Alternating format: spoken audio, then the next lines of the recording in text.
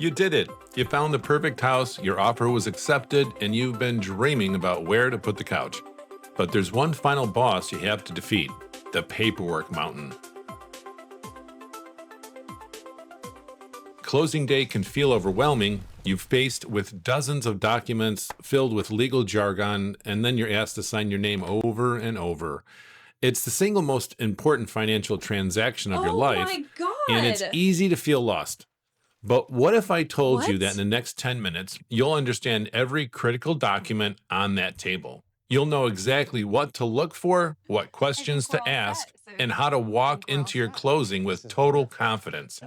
Stick around because we're about to decode your closing documents and turn that mountain believe it into all a just molehill. disappeared like Let's that. get started. All right, let's cut through the clutter.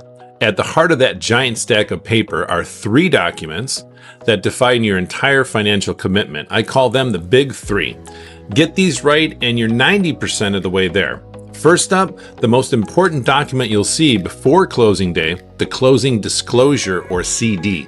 By law, your lender has to send you this 5-page form at least 3 business days before you close. This isn't just a suggestion, it's a mandatory review period. You got to use it. The CD is the final breakdown of your loan. It shows your interest rate, your exact monthly payment, and a detailed list of every single closing cost. Your mission, simple. Compare this document line by line with the loan estimate you got when you first applied. Check page 1 for your loan terms, rate, loan amount, and the big one, cash to close. This is the exact amount you need to bring on closing day. On page 3, make sure you check the earnest money deposit and any seller credits that are listed correctly.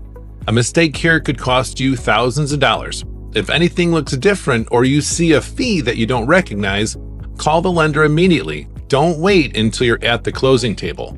Next, the promissory note. Think of this as the ultimate IOU. It's your legally binding promise to repay the loan. This document spells out the total amount you're borrowing, your interest rate, your payment dates, and any penalties for late payments. So you really want to double check that the interest rate and loan amount are exactly what you agreed to, because this is your personal commitment to that debt. And that brings us to our third of the big 3, the mortgage or deed of trust. If the promissory note is your promise to pay, the mortgage or deed of trust is what secures that promise. It's the document that says, if I don't pay my loan, the lender can foreclose on this house. It puts a lien on your property, making it collateral for the loan. Whether you sign a mortgage or a deed of trust depends on your state. A mortgage is a 2-way party deal between you and your lender.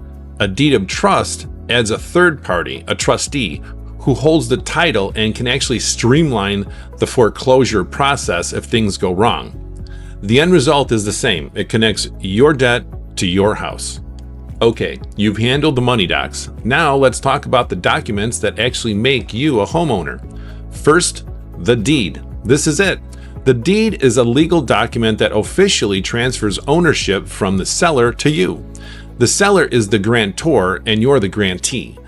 Only the seller signs this, and once it's recorded at the county office, your ownership is public record. Critical check.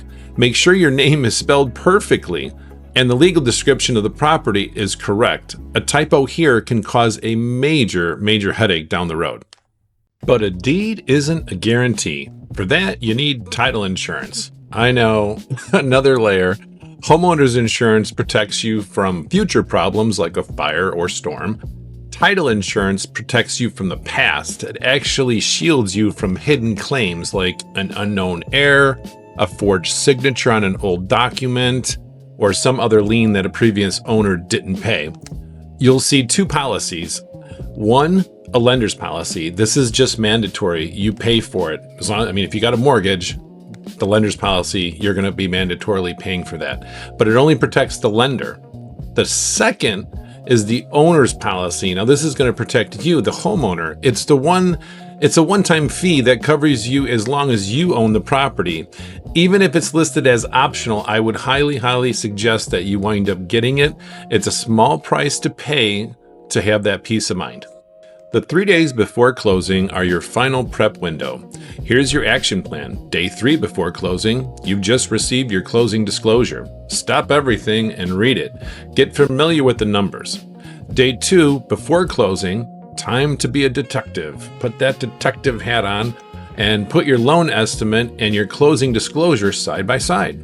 Question every single difference with your lender. Look out for junk fees, vague charges like processing fees or document prep fees. I love those.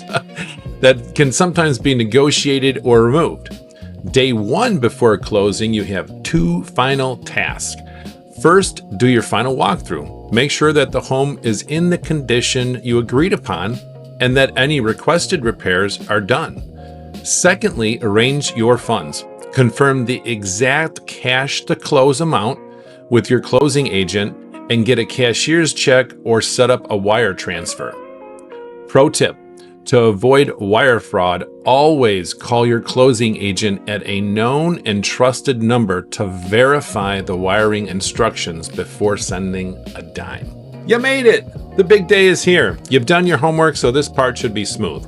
You have your real estate agent, your closing agent, either from the title company or an attorney, and maybe even the sellers are in the room. But the closing agent is a neutral third party who facilitates the signing, manages the funds, and then records the documents. Don't be afraid to ask questions. Here are a couple examples.